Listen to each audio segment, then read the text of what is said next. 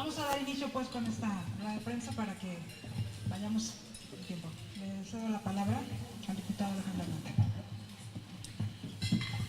Bueno, amigas, medios de comunicación, nos hemos reunido el senador Barbosa, nuestro amigo Fernando Manzanilla y desde luego el señor presidente José Juan y su servidor, con el propósito de fijar posturas sobre un tema que ocupa a Puebla, que es un tema relevante, es un tema que afecta a los poblanos, que violenta los derechos humanos de los poblanos, les afecta a ustedes igual que a los empresarios y a la sociedad en general.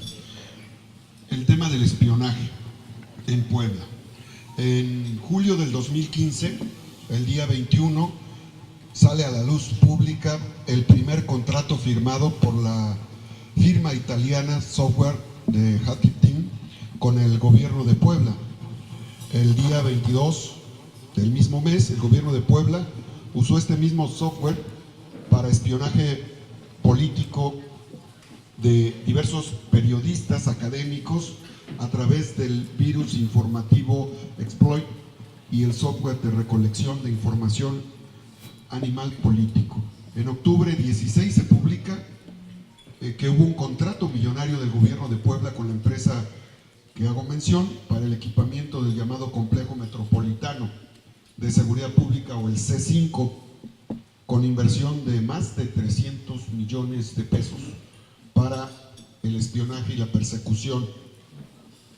El día 19 se puso en evidencia de mayo el espionaje político que se vive en Puebla con la filtración mediática de diversos audios donde figuras como personajes del gobierno de la República, el secretario de Gobernación, además del encargado de la Seguridad Nacional, así como el 29 de noviembre, el gobierno de Puebla interviene llamadas, geolocaliza celulares y pide historial a empresas de telefonía para el acceso de datos de 627 usuarios, adquiriendo el programa de espionaje de equipos de cómputo, todo esto totalmente acreditado por diferentes medios. El día 8 de diciembre del 2016, la Comisión para el Acceso a la Información Pública y Protección de Datos dio un plazo de 5 días a la Fiscalía General del Estado para que transparentara la información sobre los actos de espionaje realizados en el sexenio que encabeza Rafael Moreno Valle. Desde luego, fue protegido por la Fiscalía.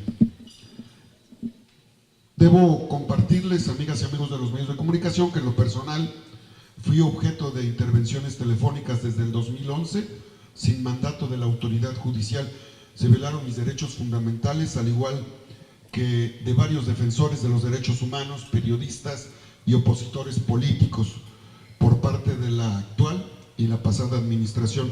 Exijo que se dé cauce al ordenamiento legal del Código Penal vigente en el artículo 177, que señala la letra: a quien intervenga comunicaciones privadas. Bueno, miren, ya está el helicóptero aquí afuera, es parte de la estrategia. A quienes intervengan comunicaciones privadas, dice el artículo 177, sin mandato judicial competente, se le aplicará sanción de 6 a 12 años de prisión y de 300 a 600 días de multa. Como diputado de Morena, informo que presenté una iniciativa para establecer la aplicación de sanciones de 6 a 12 años de prisión. Asimismo, señalé que si a la víctima del delito, importante que lo escuchen los amigos de los medios, que si la víctima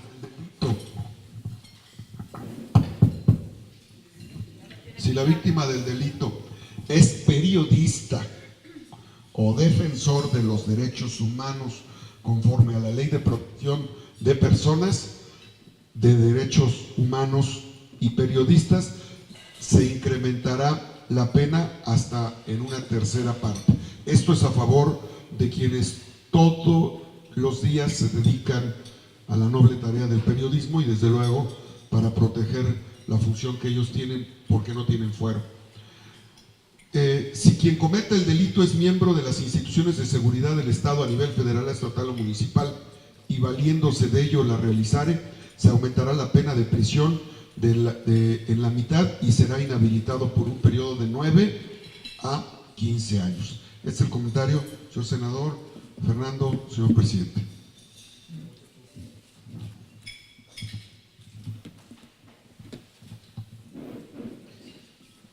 Bueno, muchas gracias. Gracias a los medios de comunicación que se encuentran acá. Yo creo que el diputado Armenta ha sido muy claro en temas puntuales. Me gustaría quizá reforzar el punto. El objetivo al final de toda sociedad pues es el bienestar de la gente, ¿no? Yo incluso hablo mucho del tema de felicidad, de prosperidad, es el bienestar, y uno de los elementos centrales para que podamos lograr ese bienestar está en la protección de la ciudadanía, que los ciudadanos, los hombres, las mujeres se sientan protegidos, que se sientan cómodos, que no se sientan vulnerados, desde luego, en sus derechos fundamentales. Y la inteligencia que utilizan los gobiernos debe de funcionar para eso. Al final yo digo principalmente para tres temas que ayudan a fomentar o potenciar esta protección de la ciudadanía. Primero, para protegerlo de la incidencia delictiva, proteger a la sociedad de la incidencia delictiva. En segundo lugar, para proteger o minimizar todo lo que es la violencia asociada al crimen organizado, que es el segundo elemento importante con el que ya lidiamos en todo el país y desde luego ya también en Puebla. Y en tercero, como tercer elemento, la inestabilidad social. Cuando uno está hablando de protección de la sociedad, yo veo esos tres temas centrales. Y bueno, algunos de los que estamos aquí en esta mesa participamos desde el 2010 en lo que fue la coalición Compromiso por Puebla. En 2011 llegamos al gobierno y en el gobierno nos ocupaba y nos preocupaba este hecho de proteger a la ciudadanía. Y como tareas, dentro de las tareas de protección, la inteligencia fue una de esas tareas. Y esto se alentaba, se estructuraba a través de dos áreas centrales. Una a través del área de seguridad pública, que a la fecha mantiene una subsecretaría asociada a todo el tema de inteligencia, y otro a través de un área que trató de consolidar mucho, digamos, eliminar lo que entonces hacía la Secretaría General de Gobierno, que casi parecían policías chinos, a través de una área nueva que se llamó el CAP, que entiendo que todavía existe, el Centro de Análisis y Prospectiva, que trataba de consolidar toda la información que teníamos en territorio de todas las delegaciones para saber qué es lo que estaba pasando en cada rincón del Estado y procesarla, darle un procesamiento y un análisis para generar lo que llamábamos en aquel entonces una agenda de riesgos. El origen de esto fue que cuando yo llego como secretario general de gobierno no existía una agenda de riesgos, no existía claramente un semáforo donde supiéramos cuáles eran los temas más importantes, bien de incidencia delictiva regional o bien digamos de carácter de inestabilidad social. Y yo diría que estos dos instrumentos, la parte de seguridad pública y la parte que tenía en aquel entonces la Secretaría General de Gobierno, fueron avanzando en la lógica inicial de proteger a la ciudadanía. Sin embargo, a lo largo del tiempo, y yo diría particularmente lo que fue la segunda mitad del sexenio, pero a lo largo del tiempo se fue construyendo un equipo alterno, un equipo que posteriormente hemos sabido a través de los medios de comunicación que incluso ha venido a controlar a los propios aparatos de inteligencia que existen dentro del gobierno, el aparato, repito, de la Secretaría General de Gobierno, el aparato de seguridad pública. Y este aparato pues es un aparato que no está regulado, no está transparentado, no es claro cómo funciona o cómo opera. Y bueno, lo que hemos venido sabiendo tiene que ser a través de las fuentes, como ha comentado ya el diputado Armenta, fuentes periodísticas, ¿no? Particularmente todo el trabajo que se hizo con la información de Wikileaks, a la que él hace referencia, y yo creo que es el análisis más completo hasta ahora. Identifica cómo por ahí de abril del 2013 comienza a haber una relación del gobierno del Estado con la empresa italiana Hacking Team, y a través de ellos, bueno, pues empiezan a tener toda una vinculación que el gobierno negó en su momento, pero pues que Hacking Team, digamos, ha acreditado completamente, incluso en el artículo que hace el New York Times en el que entrevista a la gente de Hacking Team y ellos acreditan que Puebla pues es o fue uno de los clientes importantes a lo largo de esos años.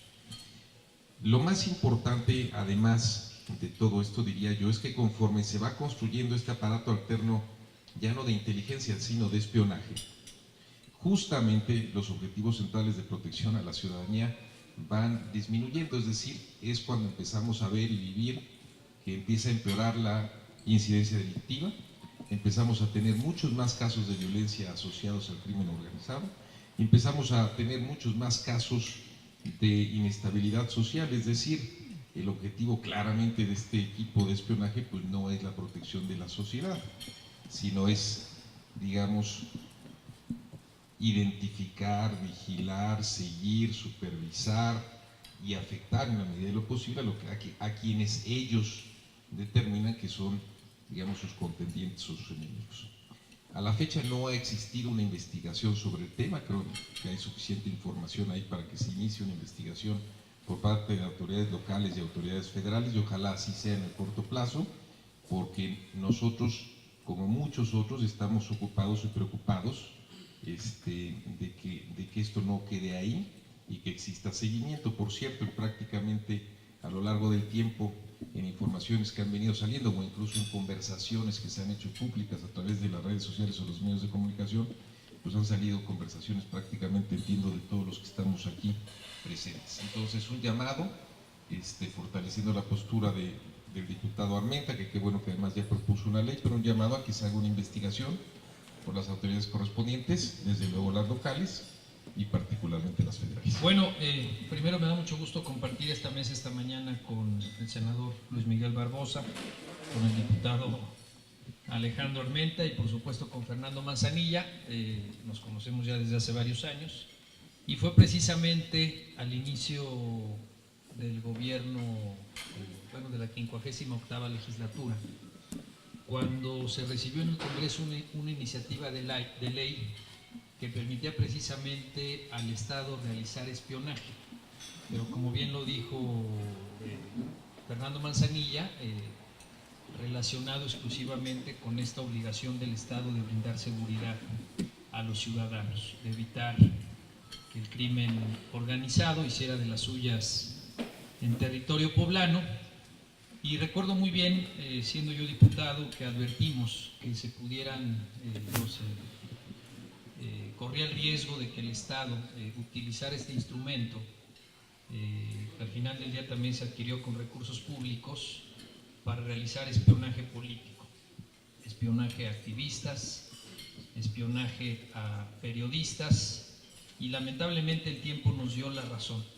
Vimos cómo con dinero público en los últimos 6 años se dieron a la tarea de espiar, de tratar de encontrar desde el aparato del Estado mecanismos que permitieran controlar diferentes sectores de nuestra sociedad. Y en ese sentido, pues simplemente me uno a esta iniciativa que ya el diputado Armenta presentó hace un par de semanas. Primero fue de todos conocidos las actuaciones del gobierno federal relacionadas al espionaje hacia medios de comunicación, y en Puebla pues es una historia que muchos ya la escuchábamos, la contábamos, y pocos creían que el gobierno del Estado estaba haciendo estos trabajos de espionaje en contra de activistas políticos y periodistas. Y fue precisamente en el marco de las elecciones del 2015, si no mal recuerdo, cuando se empezaron a filtrar las primeras grabaciones. Alejandro Armenta fue una de las primeras víctimas de este espionaje orquestado desde el gobierno estatal, y también algunos otros actores políticos. Y bueno, en las últimas semanas el medio de comunicación y consulta dio a conocer un listado de personajes políticos, de periodistas, muchos de ellos aquí presentes, directores de medios aquí presentes, donde el gobierno estatal de la administración anterior a todas luces utilizó dinero público para llevar a cabo este espionaje. Mientras que la delincuencia organizada hizo de las suyas, mientras que el robo de combustible se convirtió en uno de los males mayores para todo el estado de Puebla, y hoy pues lamentablemente el tiempo nos dio la razón de lo que entonces como diputado local inclusive voté en contra de esa iniciativa. Bien lo dijo Fernando, su intención era otra, él era secretario general de gobierno y pues lamentablemente el tiempo nos da la razón. ¿Qué viene? Primero pedir al gobierno de Tony Gali que garantice que ese equipo que se adquirió con dinero público exclusivamente se utilice para lo que en su momento la ley lo permite, que es detectar la presencia del crimen organizado en el estado de Puebla. Y en ese sentido creo que en estos últimos meses no hemos escuchado una postura clara por parte del gobernador Tony Gali. Habría que informar, inclusive a través de la CAIP, de la Comisión de Acceso a la Información Pública, dónde se encuentran esos equipos que se adquirieron con dinero público, bajo quién están o quiénes son los responsables desde el gobierno del estado y qué áreas de administrar estos softwares, y cuáles son los logros que precisamente se han tenido bajo el entendido que este equipo de espionaje únicamente se debe utilizar en contra de la delincuencia organizada. Esa es la postura que yo comparto esta mañana con ustedes, y que bien vale la pena que el gobierno del estado salga a dar muestras claras de que esas conductas inmorales e ilegales, es decir, el espionaje con fines políticos,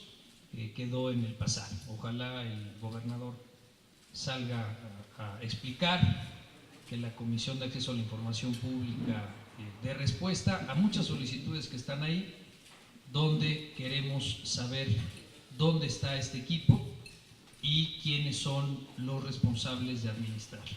Por mi parte es cuanto, y le cedo la palabra al senador. Gracias a todos. El propósito de esta charla, de esta conversación con ustedes, es mantener los actores políticos de Morena una relación con los medios sobre los diversos temas que están en boga en la agenda estatal y en la agenda nacional. Así es que vamos a poder platicar de cualquier asunto en esta mañana. Y elegimos el tema del espionaje para tener un planteamiento, pero vamos a poder hablar de cualquier otro asunto. Yo les diría que en la percepción de todos en México, desde siempre, el tema del espionaje ha sido una realidad.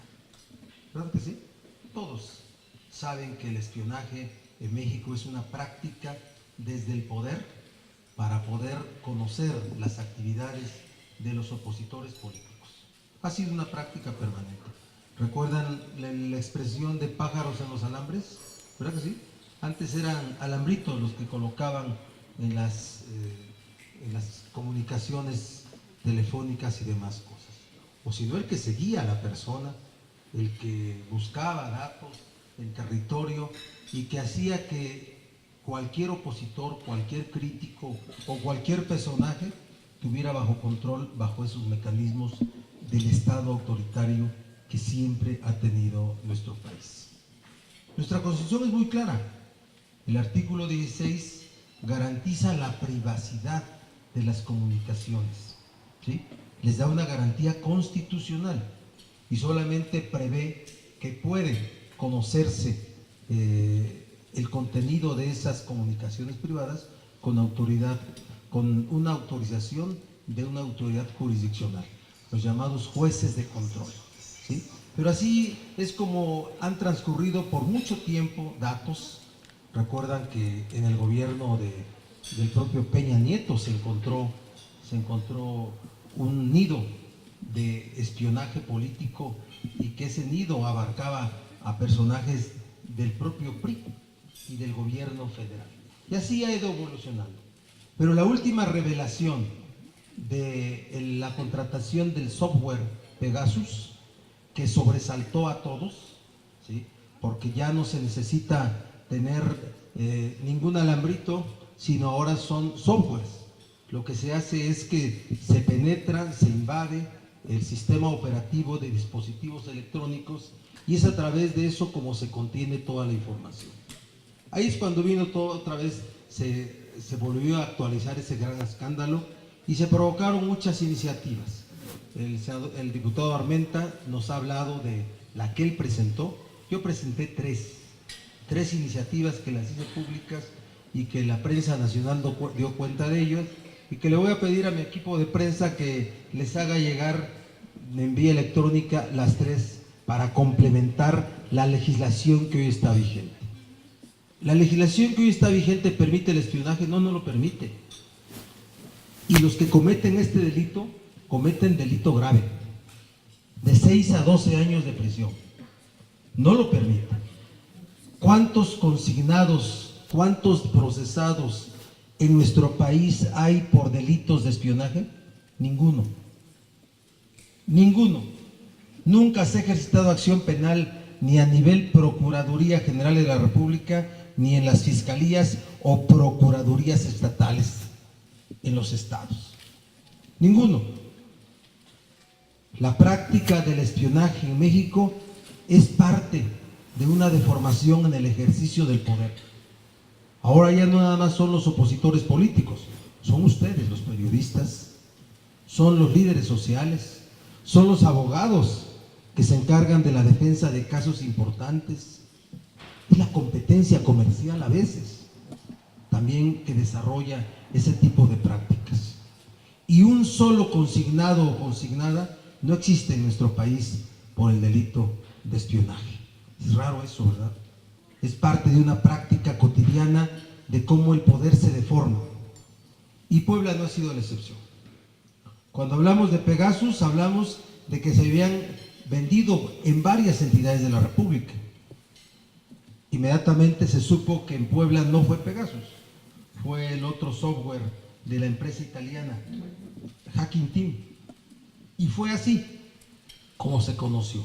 A ver, una entidad federativa puede desarrollar actividades de inteligencia, de vigilancia, de seguimiento de actividades, no. Porque una entidad federativa no desarrolla actividades que tengan que ver con el control de la seguridad nacional. Sí puede desarrollar actividades, su fiscalía, su procuraduría y las acciones de seguridad pública que tengan que ver con persecución de delincuentes, de crimen organizado. Desde luego que sí, desde luego que sí.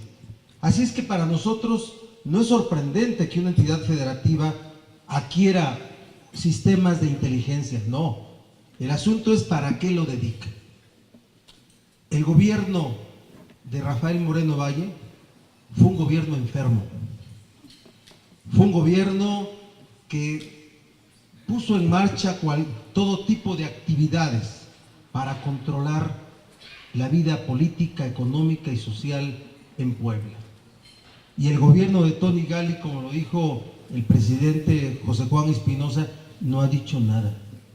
Ha guardado silencio sobre las cosas que han sido públicas. ¿Quién cree que entregó tanta información que dicen está ya en poder de un portal periodístico y de un periodista muy reconocido? Son filtraciones entre ellos. Son filtraciones. Esas cosas solamente se conocen por filtraciones entre las gentes que están llevando esas actividades. Es como a nivel federal, el tema de Pegasus y la investigación periodística por la Universidad de Toronto. ¿De dónde sacan la información? ¿De dónde sacan las sábanas de llamadas y de mensajes? De filtraciones, de pleitos dentro del poder. Así están las cosas. Y aquí en Puebla, para decirlo claramente, cuando se hace la pregunta ¿a dónde están los softwares? ¿O en manos de dónde están los softwares? Están en manos de Uquío Castañón, que es el operador de toda esta circunstancia ilegal. Todos lo saben. Se han publicado hasta las direcciones de los llamados nidos que funcionan. ¿Por qué no hace nada la Procuraduría General de la República? ¿Por qué no hace nada el gobierno del Estado? Es una pregunta. Y la exigencia que hacemos es que se actúe, que la PGR investigue. Está visto que la Fiscalía General del Estado no va a hacer nada. No va a hacer nada. Que Tony Gale diga, responda, ¿por qué se le permite a Eugui Castañón seguir haciendo estas cosas? ¿Por qué? ¿Hasta él le tiene miedo? ¿Será que Tony Gale le tiene miedo a Eugui Castañón? Digo, es una pregunta, ¿no? Porque el señor dicen que da miedo, que les provoca miedo. No quiero decir más cosas que ya conozco, y que tendrá que ser materia de investigaciones. Pero de verdad es un tema que en Puebla está vigente, y que tal parece que ya se acostumbraron los poblanos a vivir en la anormalidad. Todo se puede y nada se dice. Levantemos a Puebla todos juntos, y no nos vean a nosotros como los políticos que queremos tomar un tema. No, el tema ahí ha estado por años, y sigue estando. Así es que es el planteamiento que hacemos esta mañana, y si hubiera preguntas de este u otros temas, pues con mucho gusto las atendemos.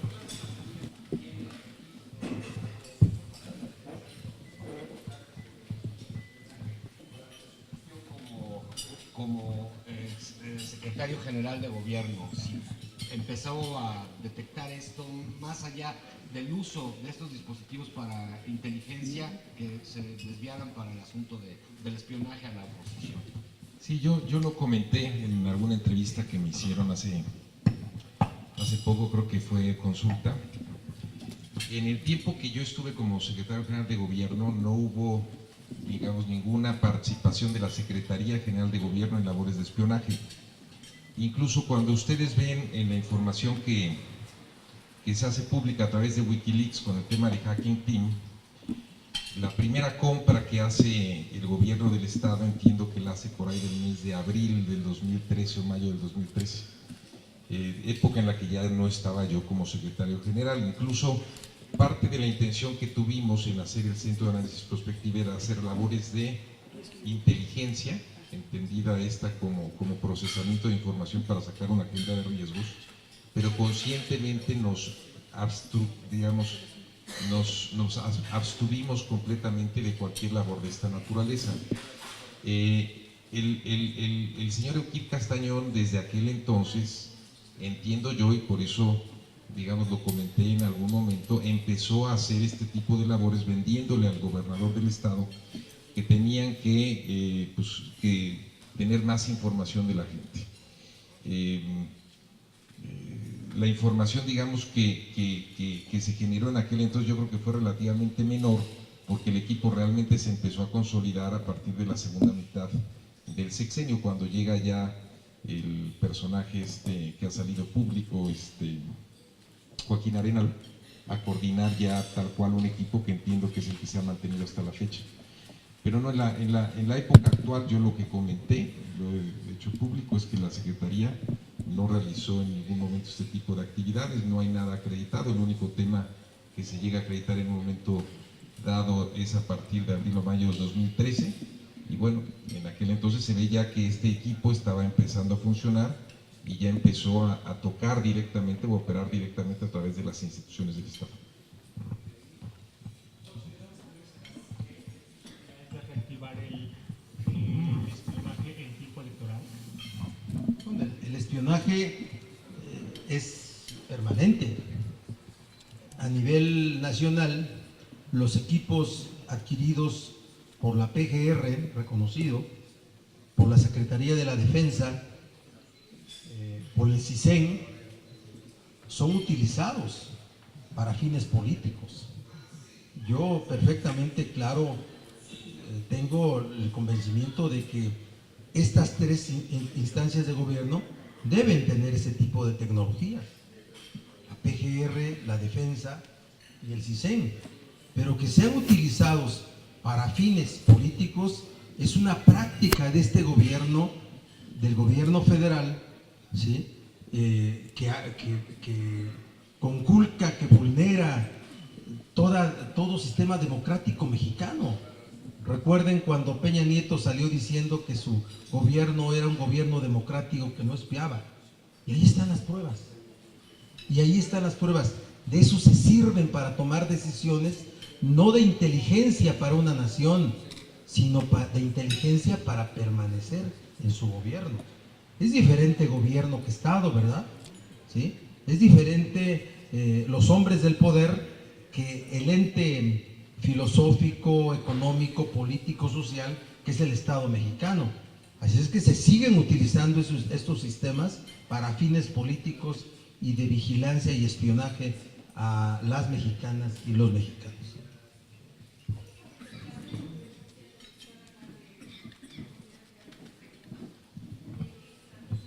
Bueno, yo no tengo referencia de haber sido espiado. Miren, a ver, les cuento, y aquí hay gente que tiene mucho más experiencia que yo en el ejercicio del poder. El espionaje es permanente, pero en temporadas. Hay temporadas que se suspende la actividad y otras que se incrementa. Pero todos los que hacemos una vida pública somos objeto de una vigilancia. Todos.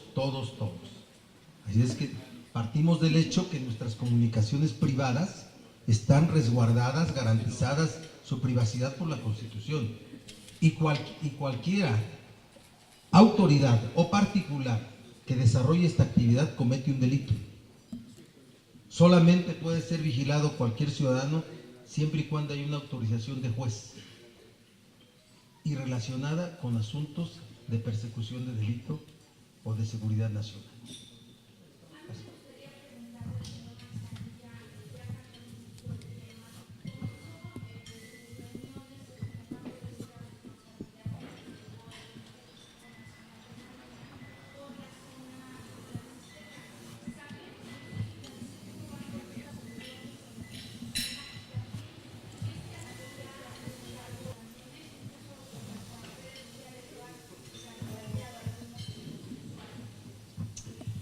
Bueno, varios de los que estamos aquí tenemos ciertos encargos y en particular en mi caso es el distrito 13, el distrito 14, el distrito 13 con cabecera en Atlisco, que incorpora ya también a Izúcar, y el distrito 14 que tiene ahora cabecera en Acatlán de Osorio. Y la tarea que tenemos en los 8 distritos que designaron a nivel nacional, las 4 personas a quienes nos encargan esos distritos, es reforzar, fortalecer la estructura en estos distritos que tienen mayoría de secciones rurales y son los distritos donde tradicionalmente pues hay más posibilidad de coacción de voto, de compra de voto, de manipulación de la elección. Entonces la tarea que yo tengo ahí, que tenemos otros, es pues tener una red, un ejército que ayude tanto en la promoción al voto como particularmente el día de la elección, como estructura electoral, representantes de casilla, representantes generales, en fin. Yo de por sí venía ya trabajando en una tarea de comités de apoyo, fortalecimiento al proyecto de López Obrador. Estamos trabajando en todo el estado y en estos lugares ya habíamos hecho algo de trabajo. La intención pues ahora es tomar lo que yo tengo, lo que tienen el resto de compañeros que estamos en esta tarea, lo que tiene la dirigencia estatal, el enlace nacional, y fortalecer ese trabajo y esa estructura para lo que viene, ¿no? Respecto al tema de aspiraciones o no, yo lo he dicho en muchos momentos que para mí no ha sido lo central y pues Morena ya trae su proceso, seguramente habrá preguntas respecto a eso en un momento, pero pues ellos ya traen un proceso que implica comenzar con el Consejo Estatal y ver si hay consensos, y si no, bueno, pues también hay otros mecanismos que los llevan al Consejo Nacional. Ellos ya definirán, y si en algún momento dado haya una invitación para algo, pues en ese momento la valoraremos. Senador.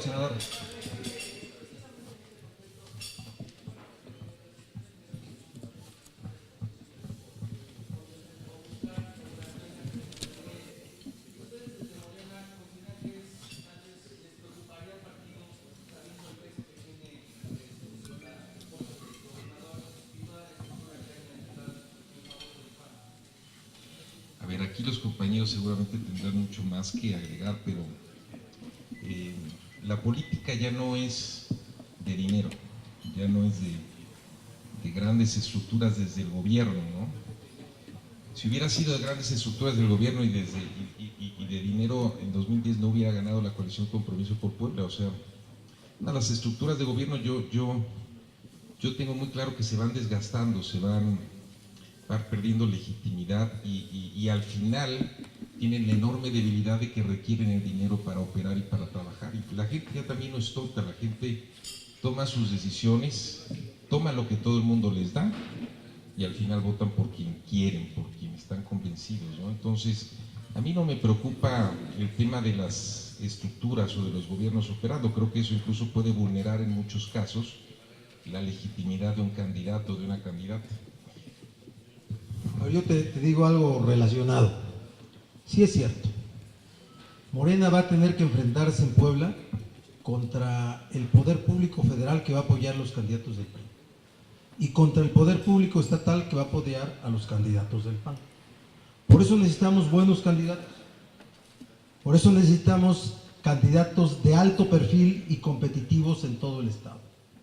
Andrés Manuel López Obrador está muy posicionado, su implantación social es muy fuerte, muy profunda, pero para poder definir el destino de la elección local necesitamos buenos candidatos, ¿sí? Y en eso estamos esmerados los 4 aquí presentes, para que haya capacidad de competir contra esas estructuras. Va a haber mucho que decir. De verdad que quien cree que la continuidad es una forma de poder ejercer el poder se equivoca. Afortunadamente ya hay una sociedad diferente. Yo sí creo que en Puebla ya la sensación de liberarse del terrorismo gubernamental que ejerció Moreno Valle está muy presente. Y en cuanto al PRI, los veo muy decaídos. Es el momento de la sociedad. No hablo de Morena, es el momento de la sociedad. Y por eso Morena tiene que apostar a los mejores perfiles para capturar la opinión favorable de la sociedad.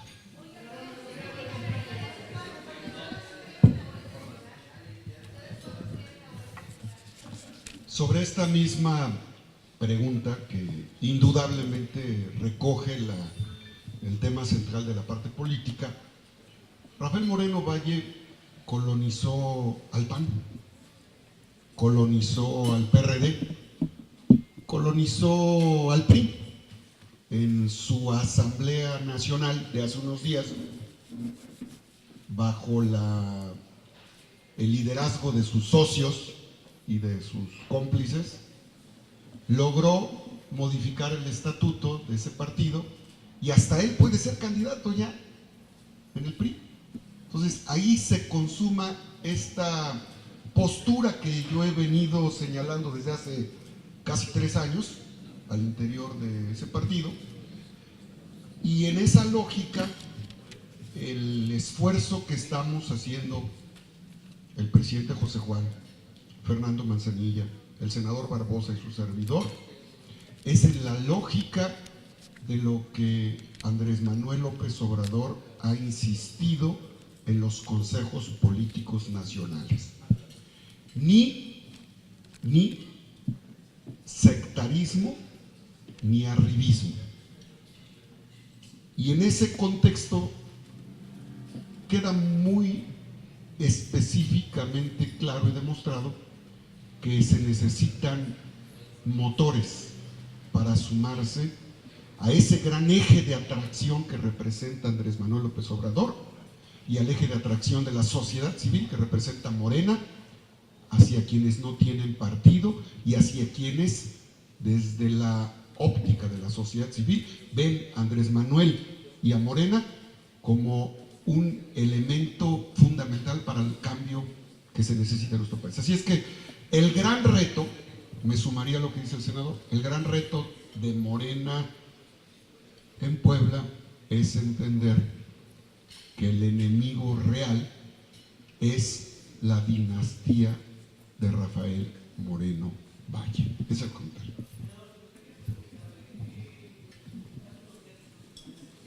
que existía la posibilidad, yo lo veo, si no es que lo haya dicho con sus propias palabras, de casi un madrugueta al interior de Morena por la selección de coordinadores que van a trabajar, coordinador estatal, distritales y municipales. En este sentido ha trascendido que este madruguete que se estaría dando es para que Gabriel Biestro se apodere de una candidatura a la presidencia municipal y también permitir que Rodrigo Abdala sea candidato a la gubernatura, pero sobre todo que la mayoría de las candidaturas se elijan a través del Consejo Estatal de Morena y no a través de los lineamientos que podría establecer el propio partido político.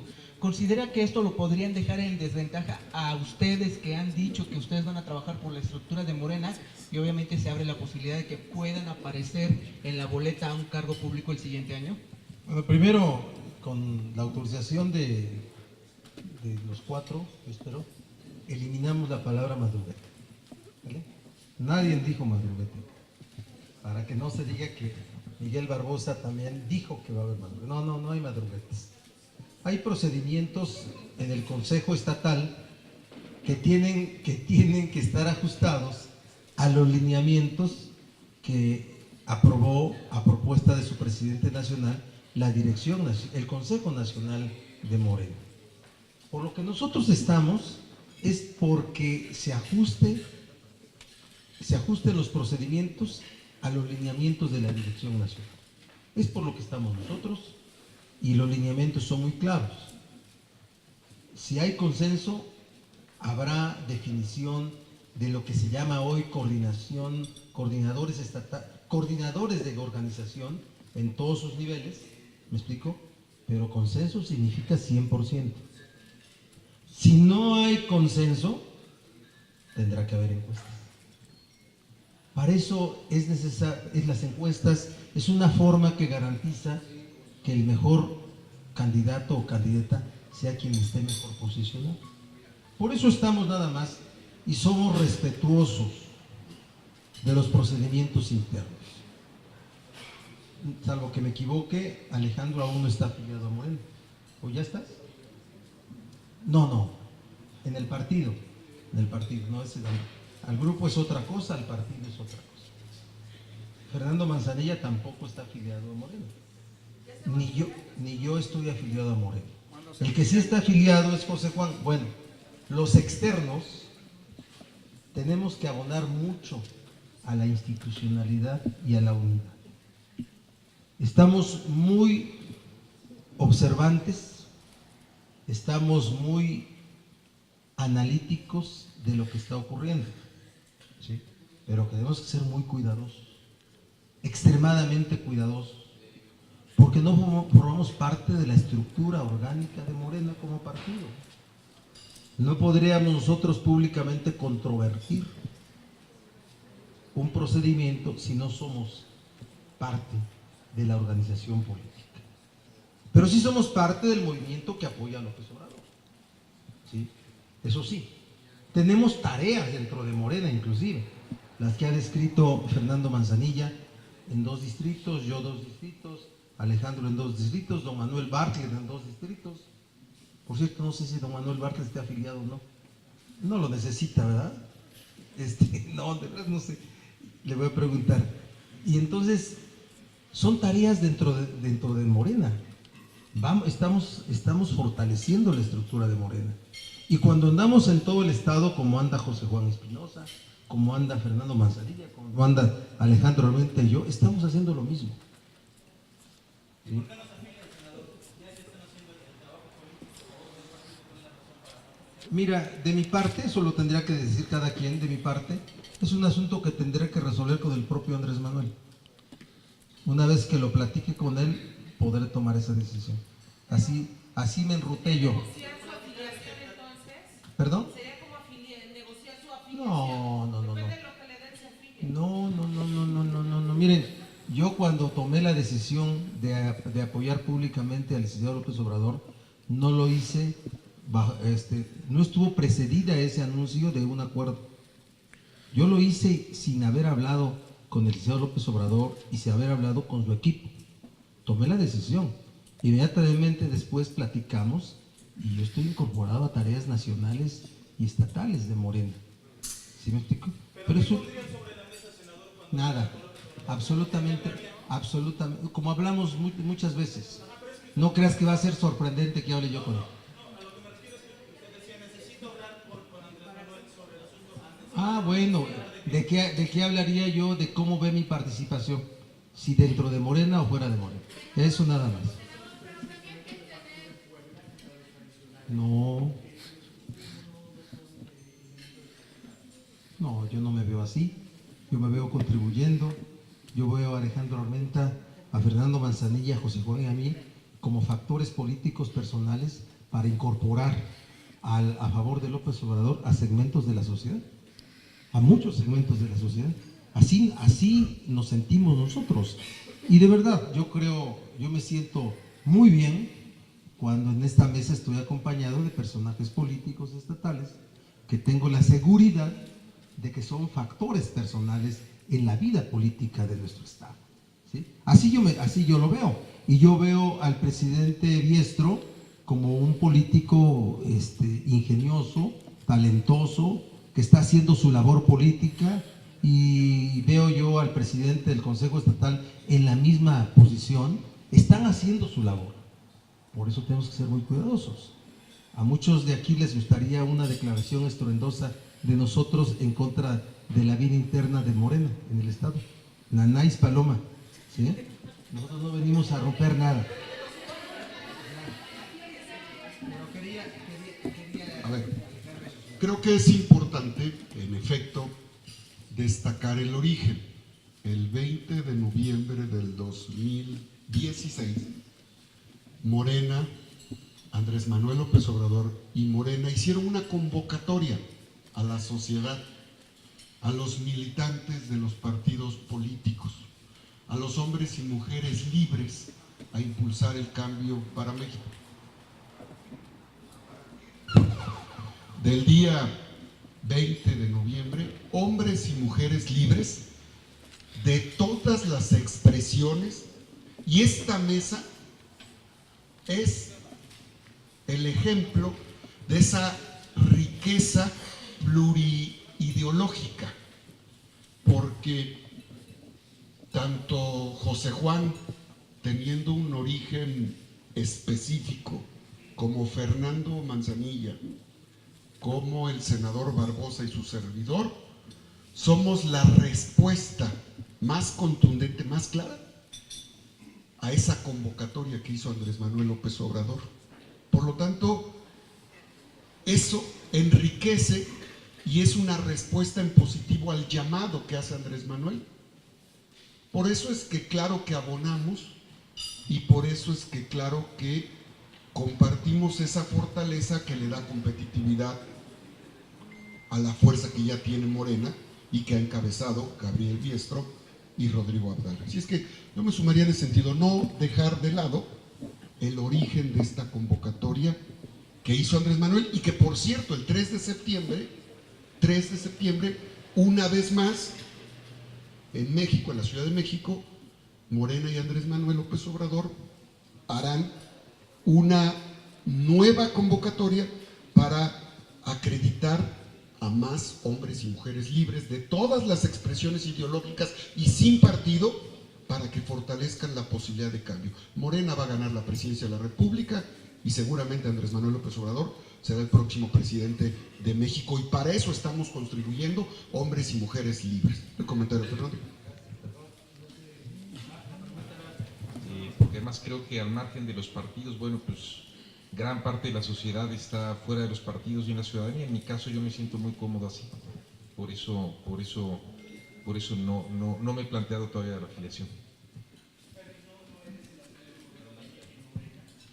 No, bueno, eso es lo que dice él, ¿no? Seguramente, él y sus gentes. Sí, hasta que no, y de Oquí también. No, tenemos una... Mira, yo tomé la decisión de separarme de Rafael hace mucho tiempo. Al final del primer año de gobierno yo tomé esa decisión y finalmente acordamos, digamos, mi salida después del segundo año. Y yo no le deseo mal a nadie que tenga éxito en lo que él hace, pero bueno, tenemos visiones completamente distintas. Yo digo que la mía no cambió, se ha mantenido consistente a lo que planteamos en 2010, pero cada chango a su mecate, ¿no?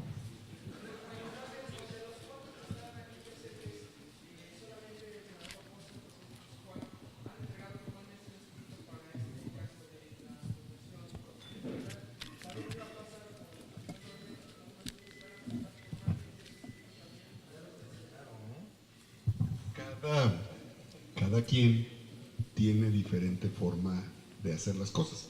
Ya está presentado. Yo de mi parte ya lo hice. Cada quien lo hace. A veces unos llevan mariachi, otros llevan banda, hay quien lleva a su familia. Cada quien lo hace de diferente forma. ¿Recuerdan que se provocó una especie de interpretación diversa por una cartita que yo mandé al Consejo Estatal, donde decía que quería ser evaluado para la definición de coordinador estatal de organización? Bueno, en el consejo siguiente lo que se hizo fue, como procedimiento, que todo el que tuviera interés de participar entregara, no una solicitud, entregara un documento con una serie de requisitos, plan de trabajo, y los 4 entregamos eso. Así es.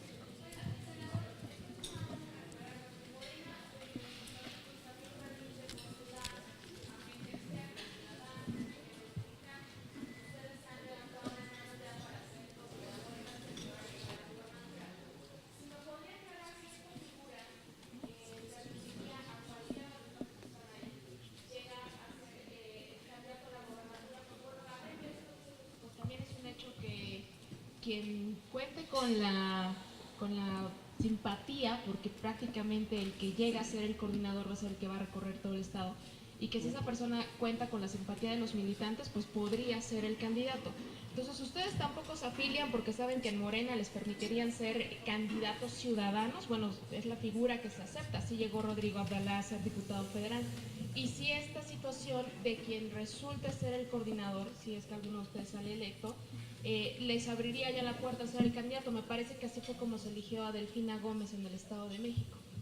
Sí, mira, a ver, en los estatutos de Morena y en los procedimientos nacionales acordados por el Consejo Nacional de Morena, se permite la participación de candidatos externos, es decir, quien no está afiliado a Morena, a cualquier cargo. Entonces, el procedimiento que se determinó fue no solamente para candidatos internos, sino para cualquiera que pudiera tener una aspiración. ¿El procedimiento cuál es? Consejo Estatal, por acuerdo de todos. Si no hay acuerdo de todos, tendrá que haber encuesta. Por lo único que nos pronunciamos nosotros es para que los procedimientos del Consejo Estatal en Puebla se ajusten a los lineamientos generales. Y perfectamente clara esta definición, y sin duda que a ver, ¿cómo vemos nosotros a Morena Puebla? La vemos como un partido de gran éxito. Sí, es una organización política que ha tenido mucho éxito y tiene que ver con la madurez de quien lo dirigen y quienes forman parte de Morena. Así es que yo estoy seguro que la gente de Morena va a aceptar como candidato o candidata a quien mejor posicionado esté en la opinión de la ciudadanía.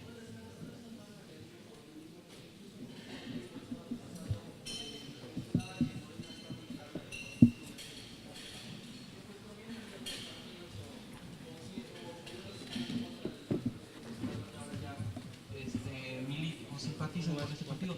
Esto de que si bien se permiten candidatos externos, ¿no también es vulnerable a un oportunismo? No, mira, yo creo que el movimiento en favor de López Obrador está en proceso de construcción, y aquí la única oportunidad que hay es para fortalecer ese movimiento. No veo yo que esté regalado nada. Quien piensa que están resueltos los triunfos electorales en favor de Morena en el 2018 se equivoca, se equivoca. Tendrá que fortalecerse. El choque va a ser en contra de dos fuerzas: poderes públicos, poder público federal con recursos y con toda la infraestructura de las delegaciones federales en la República y en Puebla, y el poder público estatal, y esa, de verdad, ese terror político de la estructura morenovallista. Contra esos hay que enfrentarse, contra ellos. Por tanto, no está nada resuelto. Por eso hay que hacer unidad. Quien piense que ya están resueltas los triunfos electorales, yo creo que está tomando una visión que aún no es real.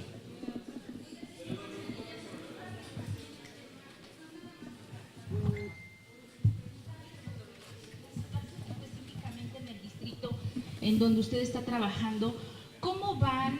Sobre todo porque la semana pasada se filtró ahí una conversación del líder estatal del PRI, Jorge Estefan Chidiac, en donde acusaba o hacía señalamientos muy graves del movimiento antorchista, de asesinos y demás.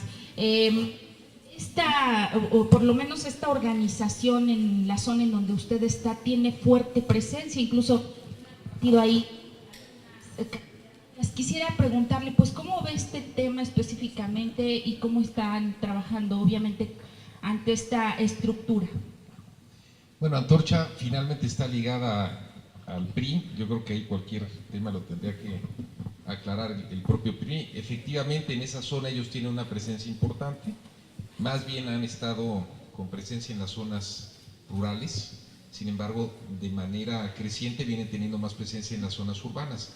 En el caso de Atlisco en particular, ya traen desde hace varios años una presencia ahí, y hay una discusión fuerte entre la ciudadanía. Bueno, ahora y desde antes, varios líderes ciudadanos pues han mostrado su preocupación por el avance de Antorcha ahí. Entonces, yo creo que no queda más que irnos organizando, y bueno, pues seguramente o probablemente Antorcha jugará un papel con el PRI, nosotros tendremos que hacer lo propio por otro lado.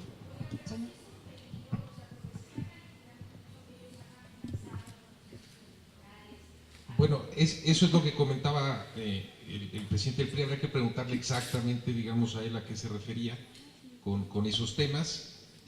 Todos hemos visto un poco a veces el proceder de Antorcha. Yo, en el caso particular de Atlisco, parto de lo que muchos grupos ciudadanos me han estado diciendo. Ellos sí tienen preocupación porque consideran, digamos, que ha venido a incorporarse a la vida pública de allá con ciertas actitudes y ciertas estrategias que no les son muy propios a ellos. Entonces yo sí percibo desde el punto de vista de la ciudadanía, particularmente en el municipio de Atlisco, que sí hay un cierto rechazo a ese grupo. A ver, yo respecto a ese tema, lo que yo exijo es que la Fiscalía General del Estado abra una investigación con el contenido de esa conversación, aunque sea una filtración, que se investigue la filtración, pero esa filtración tiene una conversación, donde hay revelaciones de la comisión de delitos tan graves como el homicidio. Así es que se abra una investigación y que se llame a declarar al presidente del PRI en el Estado para que diga lo que sabe en relación a la comisión de diversos delitos, de entrada.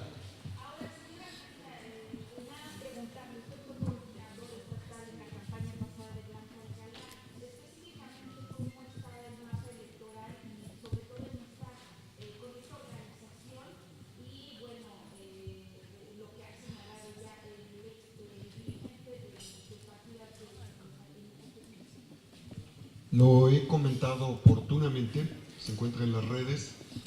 Blanca Alcalá fue entregada como parte de este acuerdo, de esta asociación económica que saquea al Estado, que era la deuda, de esta complicidad entre la dirigencia nacional del PRI y la dirigencia nacional del PAN para proteger al exgobernador Rafael Moreno Valle.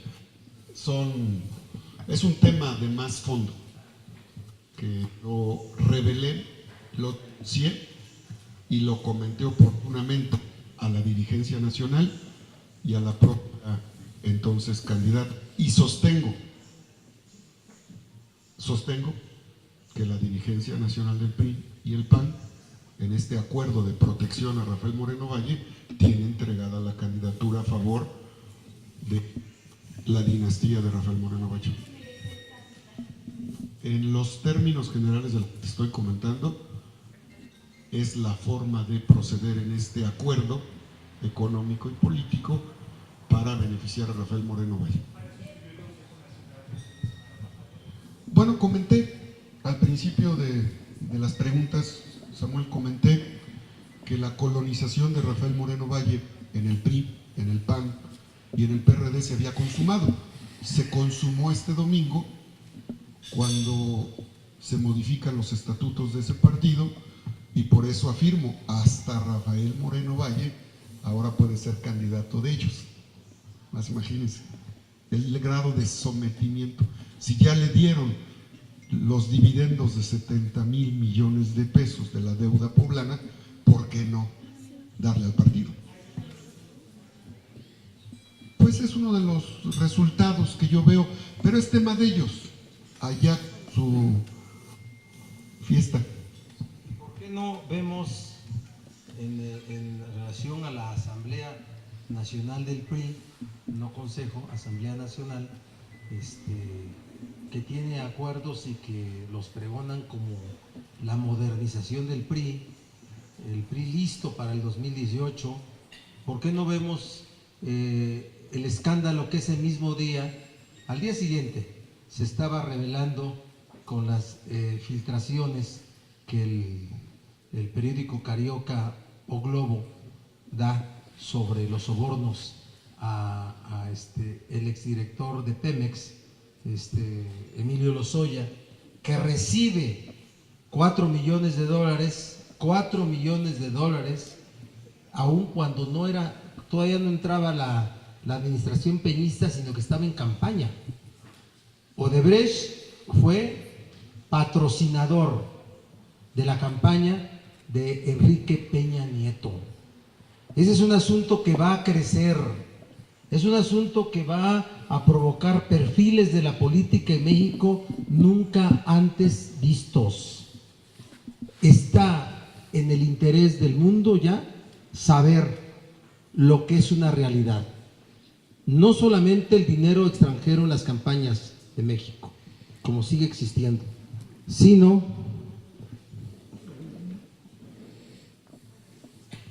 ¿y por qué voy a cerrar si estoy a todo dar platicando con los medios?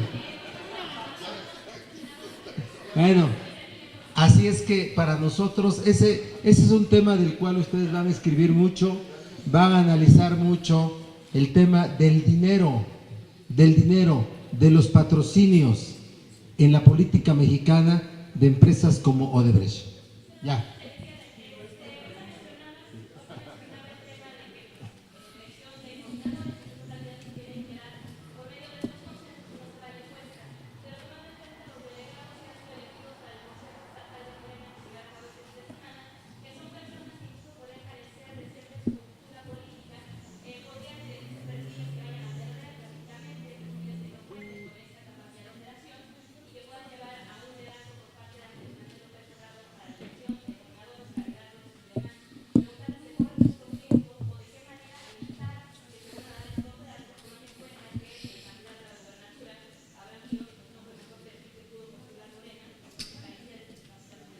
Mira, nosotros confiamos.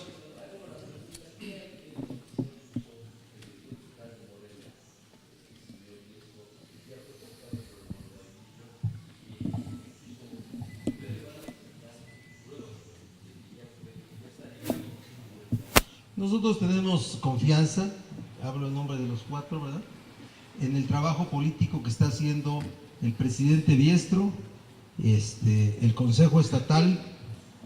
Somos políticos profesionales, sabemos qué decir y qué hacer, así es que nosotros tenemos confianza en ello y tenemos confianza en que finalmente la designación sea en favor de los más altos perfiles. Y tenemos confianza también en que si se aparta el Consejo Estatal de los lineamientos nacionales, la Dirección Nacional haga los ajustes correspondientes. Es lo que te quiero contestar. Gracias. A ver,